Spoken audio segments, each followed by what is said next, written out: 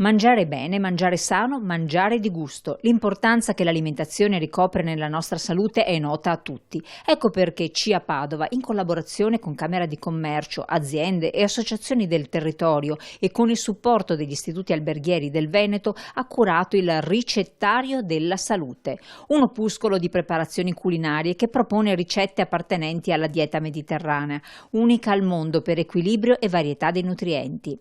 L'elemento caratterizzante di questo ricettario è la possibilità poi di acquistare i prodotti che sono, diciamo, la base delle ricette che verranno presentate oggi direttamente nei mercati agricoli rionali che organizziamo come CIA Agricoltori Italiani, per cui una progettualità che mette assieme una scuola del territorio, gli agricoltori del territorio, la Camera di Commercio e anche Health Chef, che poi è la parte, diciamo, scientifica che ha curato la salubrità delle ricette che sono presentate nel ricettario.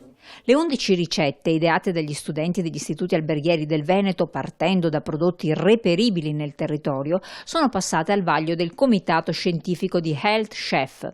Quantità e prodotti rispettano quindi le indicazioni più salutari, un requisito importante per il progetto, sostenuto infatti anche da l'ILT Padova, da quasi 50 anni impegnata nella lotta e nella prevenzione dei tumori.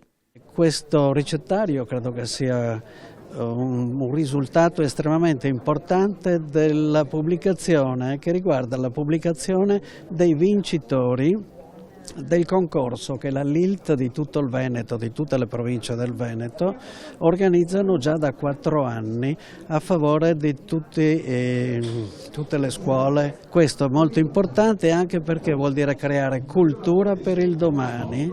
Il ricettario sarà disponibile negli 11 mercati agricoli di CIA Padova sparsi nel territorio, ma anche negli agriturismi.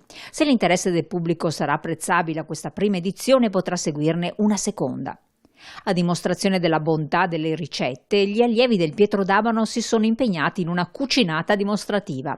La riprova che sano non vuol dire insapore e che anche mangiare bene può essere davvero gustoso. Il messaggio che è quello che un po' si persegue anche a scuola, studiando non solo sala, cucina, piuttosto che accoglienza, ma anche scienza dell'alimentazione, è quello proprio di insegnare ai ragazzi. Quindi non solo essere bravi cuochi, ma anche sapere perché si associano, si combinano determinati ingredienti.